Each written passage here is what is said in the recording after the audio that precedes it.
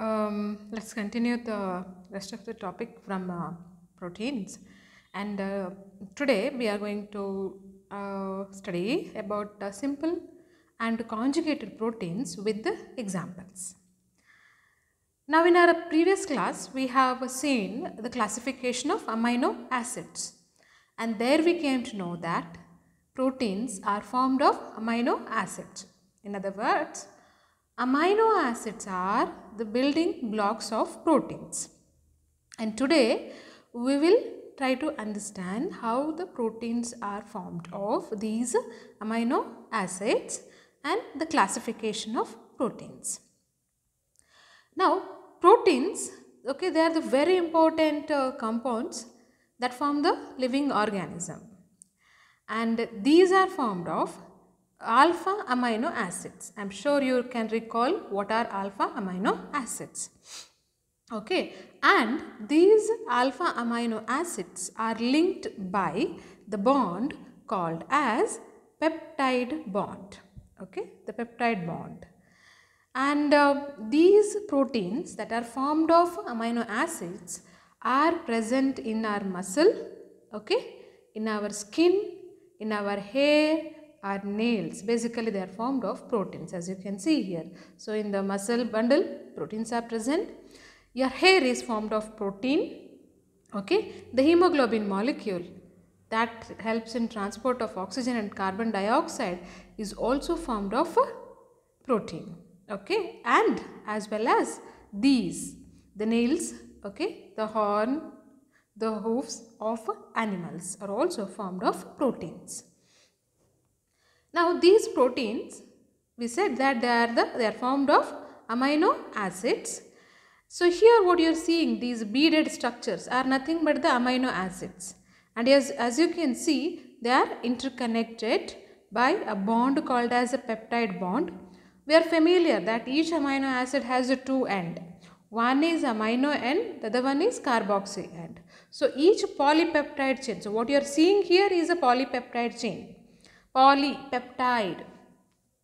It is formed of many amino acids connected by a peptide bond. Okay. In addition to that, there may be even internal bonds that help in folding of the proteins, which we can discuss in our next class. But now just remember, amino acids, they form a beaded chain like structure. You see here, okay, and these beaded chain like structure is formed of which bond? Peptide bond, okay, and because of these peptide bonds, there will be a linear chain of amino acids. But don't get confused this way polysaccharides.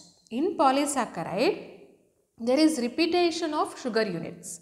But here the amino acid sequences are different. Okay, it's not that, say there it was glucose that gets repeated. Okay, but here it's not that way. This amino acid is different, this amino acid is different, this amino acid is different, and so on. Throughout the length, these amino acids are different.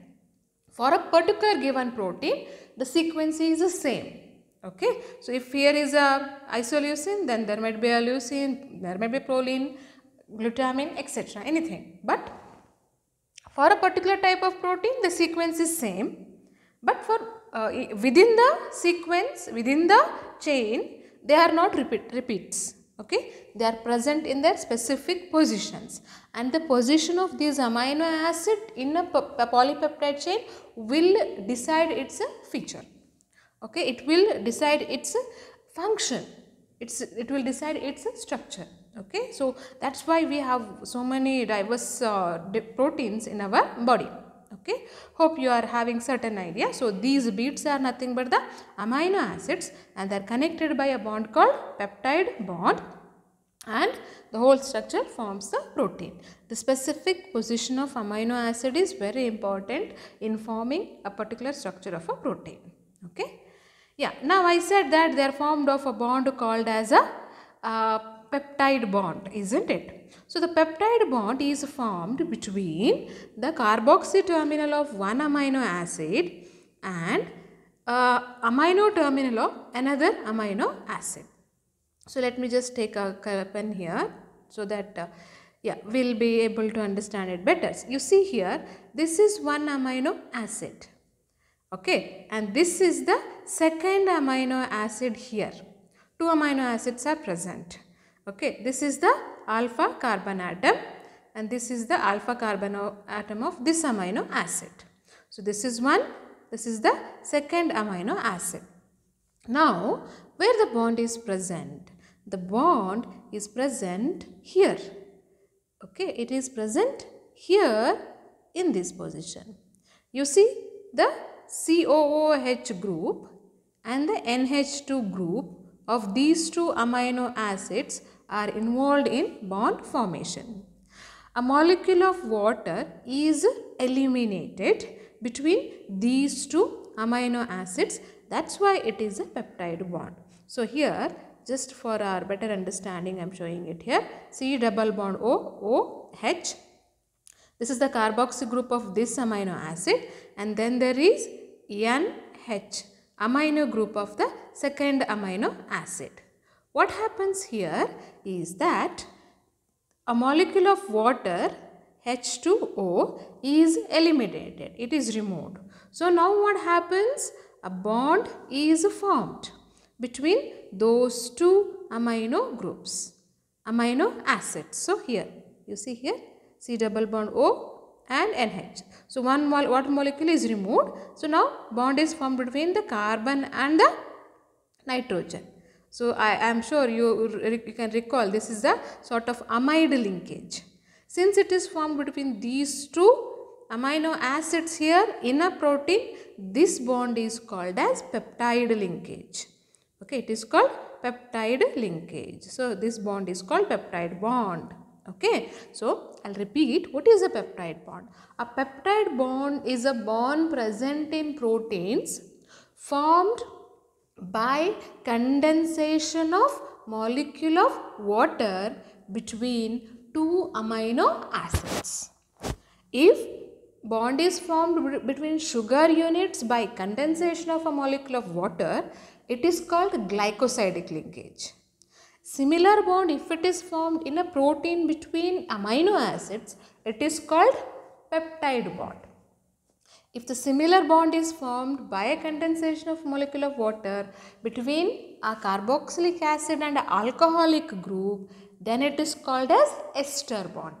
So these are commonly found bonds in biological molecules. Okay, so the bond present in protein is peptide bond. It is formed by condensation of molecule of water between two amino acids. All these are peptide bonds.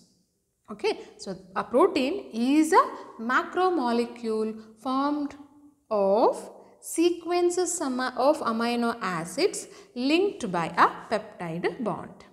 So here again you can see amino acids are present, dehydration, molecule of water takes place, condensation of molecule of water takes place. You see here, takes place here, water is eliminated and a bond is formed. And this bond is nothing but the peptide bond. It is also a amide linkage. In the same way, sequence continues. Okay? Yes. Now, let's see the classification of the proteins. Proteins are classified into two types. One is simple protein, the other one is conjugated proteins. Okay. Simple proteins, they are formed of, as the name itself says, formed of sequence of amino acids. So, if on hydrolysis, hydrolysis is opposite of condensation. If on hydrolysis, they give amino acids and only amino acids, then such a protein is called simple protein. You see here in the diagram. So, each amino acid is linked by a peptide bond. Okay, we cannot use the word polymerization here because the sequence of amino acid is different. Now, if it is formed of only amino acids, such a protein is called as a simple protein. No additional groups are found. Only those 20 different amino acids are present in different sequences. It forms a whole polypeptide complex. Okay. In such case, you call it as a simple protein. They will not have any additional groups attached to them. And examples for these simple proteins are, first one, albumin.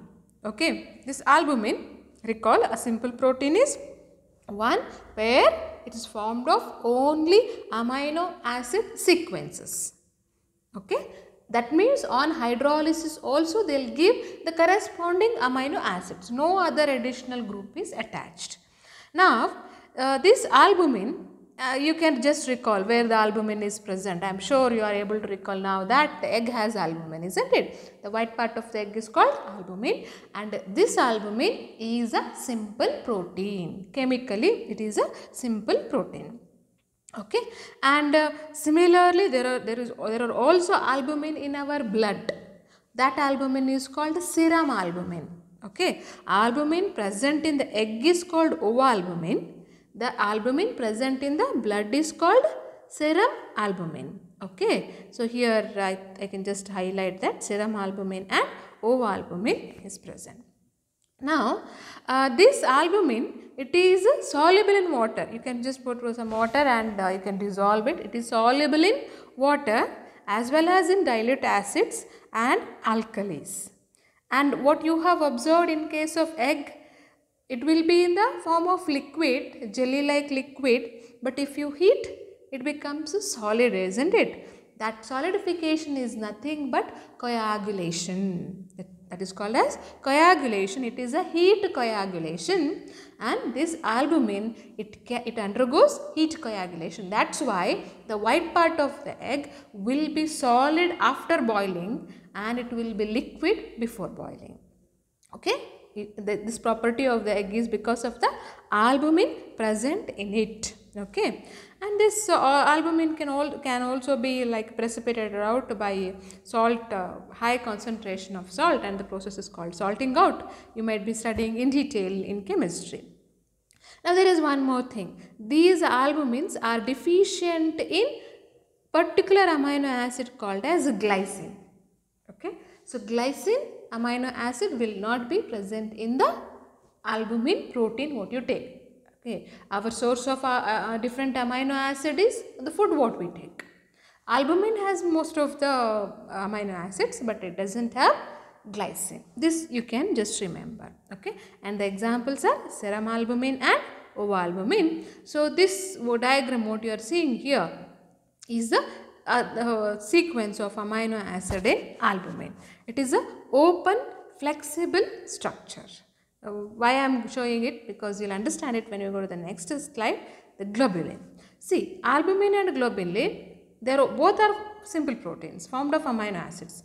Their sequences of amino acids are different. Okay, and one more thing is that albumin has an open structure, whereas globulin has a closed non-flexible structure.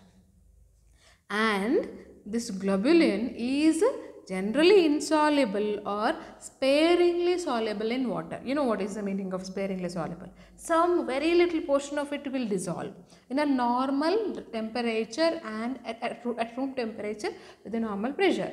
So only on applied conditions it will become soluble, isn't it? Sparingly soluble. So globulins are either insoluble or sparingly soluble in water.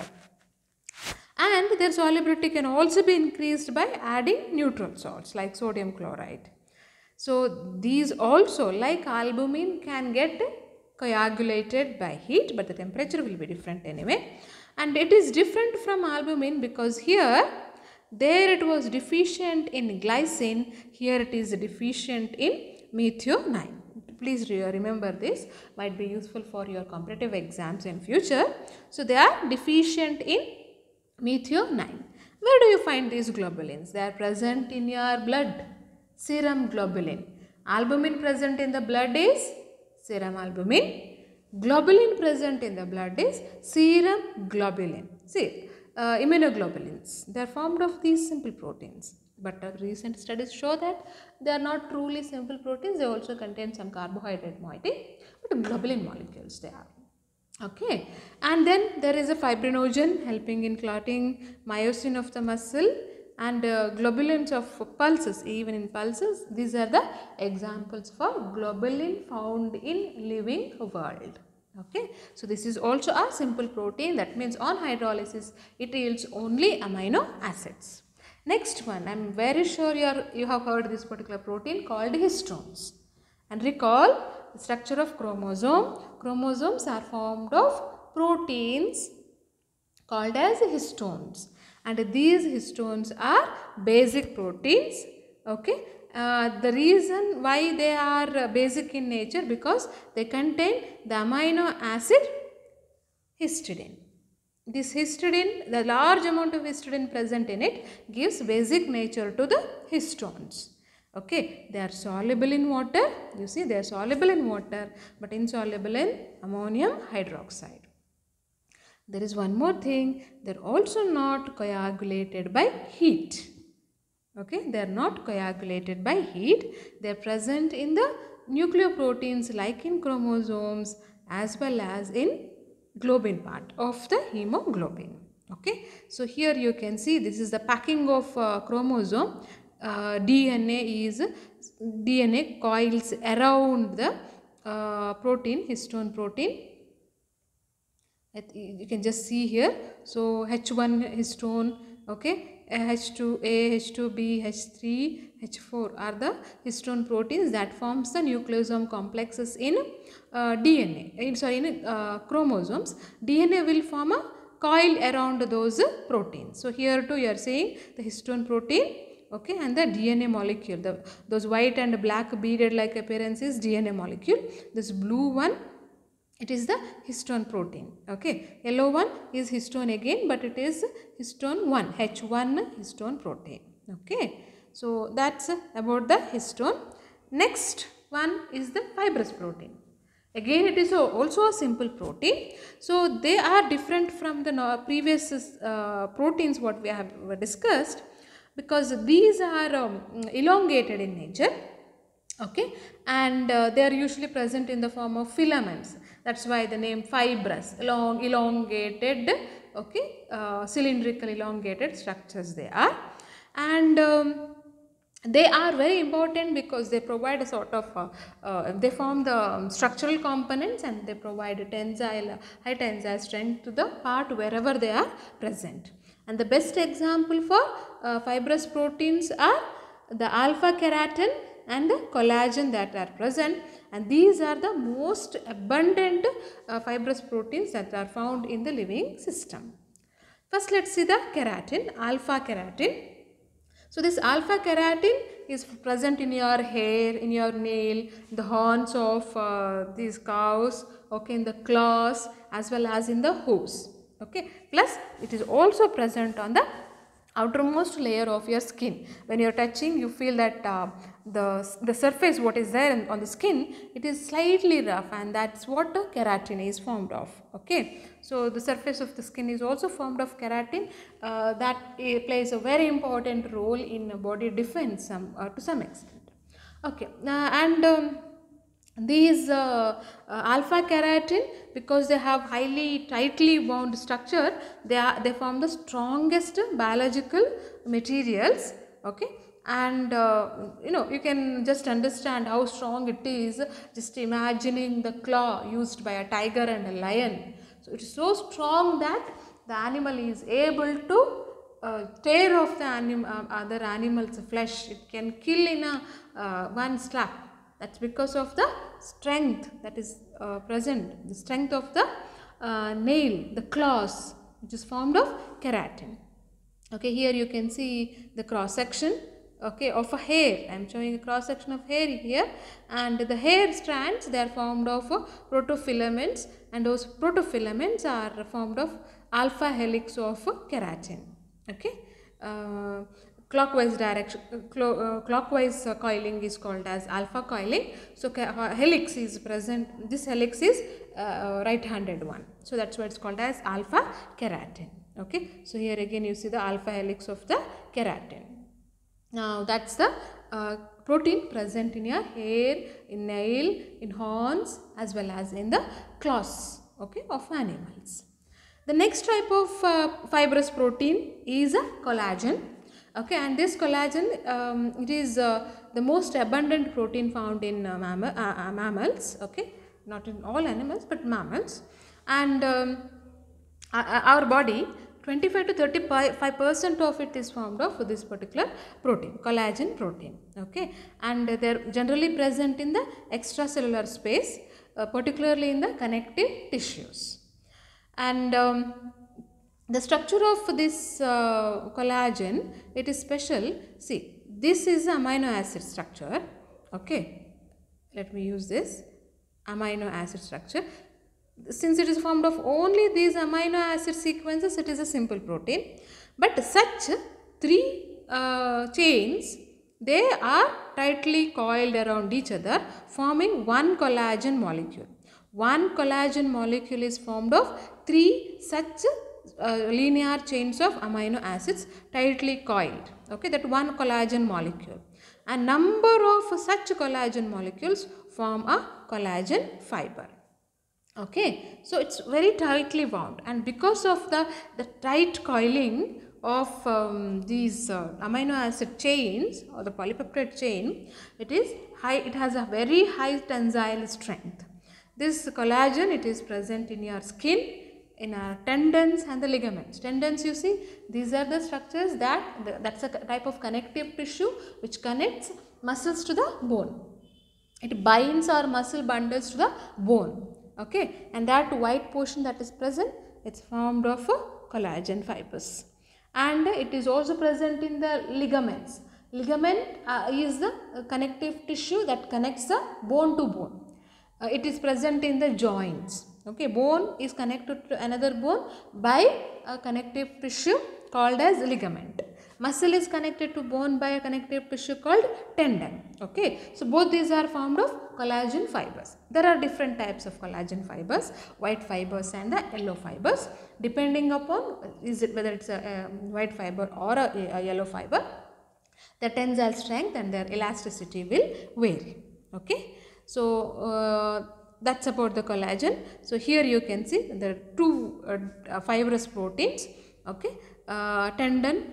So this is the tendon. I told you, if you are a non-vegetarian, you might have while eating flesh, sometimes it will be totally bounded to the bone. Okay, it's easy, difficult to tear off. That's because of the tendon that is present, and this tendon is basically formed of collagen, and here the type of collagen present is a white fiber. Okay, the white fiber is present here.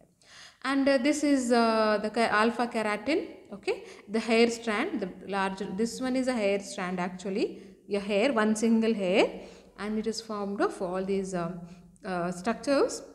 And here you are seeing the intermediate filament, and this filament is formed of alpha keratin.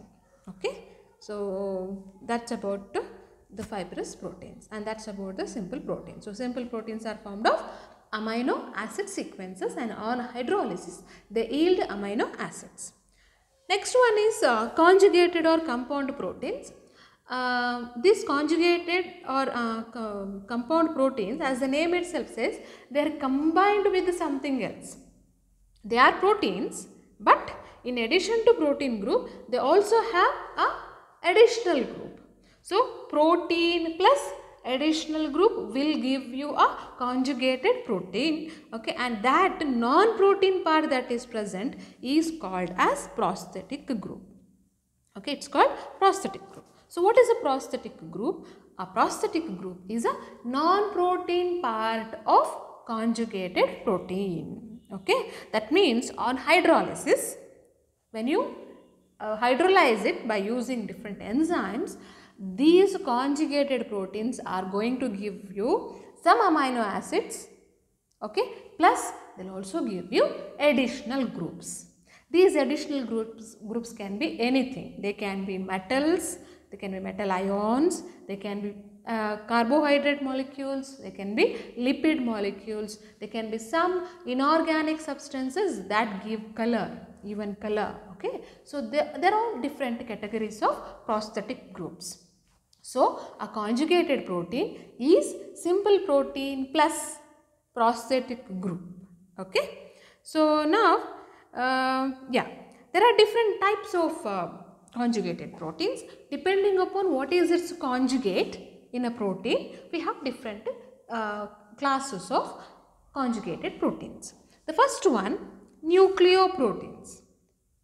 So, as the name itself says, it is a conjugated protein formed of nucleic acid and protein. Can you recall any structure that is formed of protein as well as nucleic acid? Nucleic acid means DNA and RNA, isn't it? So, DNA plus protein, RNA plus protein. If you just can recall, we are talking about chromosomes and the ribosomes. The chromosomes are formed of histone proteins. You see, we saw simple protein, histone protein. This histone protein, it is present in combination with the nucleic acid, the DNA. So, DNA plus protein, okay, forms nucleoprotein, nothing but chromosome here. It's nothing but chromosome. So, a chromosome is a conjugated protein because it is formed of protein, histone, okay, plus it is formed of nucleic acid and here DNA, okay. So, in addition to that, ribosomes are also nucleoproteins. Ribosomes, we know, they are protein particles, they are formed of protein, plus they are also formed of nucleic acid. The nucleic acid that forms the ribosome is ribosomal RNA. So, ribosome is equal to ribosomal RNA plus protein. So, nucleic acid plus protein, nucleoprotein. So, chromosomes and ribosomes are examples for nucleoprotein. What are nucleoproteins? These are conjugated proteins formed of nucleic acid and protein molecule. Next one is mucoprotein. Mucoprotein. Now, what is a mucoprotein? A mucoprotein is a simple protein. In addition to that, there will be some carbohydrate group. There will be some carbohydrate group. Glycoproteins. Glycoproteins. Okay, carbohydrate group might be present. In such case, you call it as mucoproteins. And here, the mucoprotein examples, if we have to say, the ovomucoid of the egg white, okay, that is an example for it. And even these mucopolysaccharides like hyaluronic acid, remember you have seen heteropolysaccharides, hyaluronic acid, N-acetyl sugar is present, okay. So, hyaluronic acid or even the chondroitin sulfate, sulfur containing group, these two groups might be present. They are the carbohydrate part. Plus, there will be one amino acid or a sequence of amino acid. Okay, a sequence of amino acid, in addition to that, attachment of a hyaluronic acid or attachment of a chondroitin sulfate will be present. Together, these two are called as mucoproteins or glycoproteins. In the diagram, you can see what can be also called as proteoglycans. Proteoglycans. You see, this is a carbohydrate group. Okay, this is also a carbohydrate group. These two are carbohydrate groups. They are attached to the protein. This is a protein. They are attached to a protein. So, glycogen, sorry, you can say glycogen or simply glyco, let's say, or a carbohydrate plus protein. This forms a glycoprotein. Okay. Next, chemically talking, they are generally not denatured by heat. Okay, they cannot be even precipitated very easily. This glycoprotein, it is restricted to those proteins that contain very small amount of carbohydrate.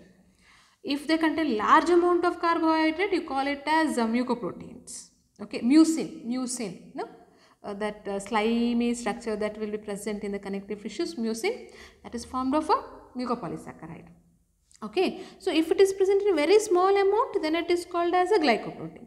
If carbohydrate amount is more in the protein, then it is called as a mucoprotein. Okay, the next type of conjugated protein we are discussing is chromoprotein. Chroma means color. Protein, you know, amino acid sequence. If there is a amino acid sequence plus there is one more conjugate, a prosthetic group, if this prosthetic group gives color to the whole protein, then such a conjugate protein is called as a chromoprotein. Okay, chroma means color, okay, protein normal amino acid sequences. So here the prosthetic group is a colored one. See, for example, we have hemoglobin molecule here. Okay, this hemoglobin molecule, see, there are alpha chains and the beta chains. Okay, 2 alpha and 2 beta chains are present.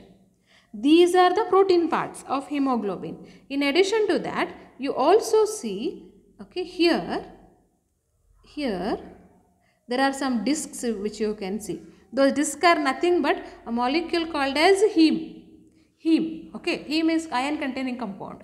This iron containing compound formed of porphyrin ring, this gives color to the whole complex. What is the color of hemoglobin? Red, isn't it? The red color of hemoglobin is not because of the globin part. Globin is its protein part. Okay, it is not because of the globin. The color of hemoglobin is because of the heme part. And the heme is nothing but a iron containing compound. It is the prosthetic group of the conjugated protein. Okay, since the prosthetic group heme gives color to the protein, the whole complex is called as a chromoprotein. Okay, and it is example for conjugated protein. Example here is one is hemoglobin, the other one flavoproteins as well as the cytochromes. They come under chromoproteins. So it is a conjugated protein. Okay, and this conjugated protein is formed of protein plus prosthetic group, and a prosthetic group is responsible for giving color to the protein. The next type of conjugated protein is lipoprotein. Okay, these proteins, name itself says lipo means lipid. So here the conjugate is a lipid. A protein, when it is attached to the lipid, it is called lipoprotein. When it is attached to the sugar, it is called glycoprotein. When it is attached to the nucleic acid, it is called nucleoprotein. When it is attached to a complex that gives color is called chromoprotein. Okay, very easy. Now here the example what we are taking is a chylomicron. Okay, they are high apolipoproteins. Okay, apolipoproteins formed of phospholipids. Okay, here. Yes, let me take a red color itself. Okay, so the phospholipid is a lipid part. Okay, and then there is a protein. You see here protein. There are also triglycerides, fats. They help in transport. Cholesterol is lipid again. Okay, so this whole complex is called as a lipoprotein. Why? Because it's formed of both protein and the lipid groups. Okay, the next one is phosphoprotein. Phosphate group, okay, plus protein. So if there is a phosphate, inorganic compound, calcium phosphate, for example here, it is attached to the protein, then such a protein complex is called as a phosphoprotein. The best example is casein. Casein is the protein present in milk. Say when you drink milk, you get proteins, you get sugars. Lactose is the sugar present in the milk. Casein is the protein present in the milk. This casein is a phosphoprotein because in addition to amino acid sequences, it is also surrounded by calcium phosphates. Okay, and actually they are present in the form of micelles. A micelle is a particle formed of proteins, okay, as well as sometimes even they will be surrounded by the proteins, but they will also contain some lipid portions. Here we are talking about the micelle. In this case it is protein and calcium phosphate, okay, complex, small globular complexes. And casein will be present in this micellar form in the milk. So this casein is a phosphoprotein. Why it is a phosphoprotein? Because in addition to its sequence of amino acid, it is attached with the phosphoric acid. Okay, this phosphoric acid is attached to the hydroxyl group of certain amino acids. Hydroxyl group is OH group. So phosphoric acid will be attached to the OH groups. Okay. So that's all about the classification of proteins, simple proteins and conjugated proteins. Simple proteins, proteins in general are formed of amino acids, alpha amino acids, remember, and simple proteins yield only amino acids on hydrolysis. Conjugated proteins are formed of proteins and prosthetic groups. Depending upon the type of prosthetic group, a conjugated protein can be nucleoprotein, Okay, it can be mucoprotein, it can be chromoprotein, or it can be lipoprotein, it can be phosphoprotein, etc. Okay, so that's all for today's class, and here are my references for today's class. Thank you.